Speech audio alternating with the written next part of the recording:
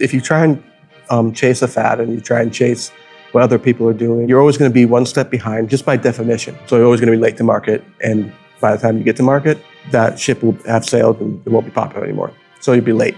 If you ask, your friends, if you ask other people what you should do and stuff like that, as far as products or strategy, ask 5 people, you'll get 5 different answers.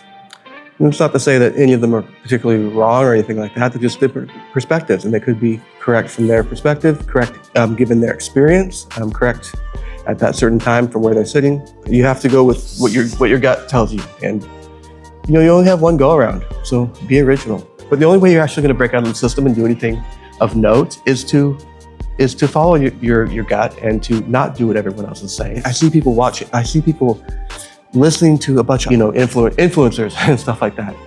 You should think for yourself. Read articles and get online, consume media and stuff like that. Put all the information in your hands and make the decision that you need to make for yourself. A place like Best Places, that's what Best Places is all about. It's about getting the information in your hands so that you can make a decision and then go visit that place and then live it for yourself and experience it.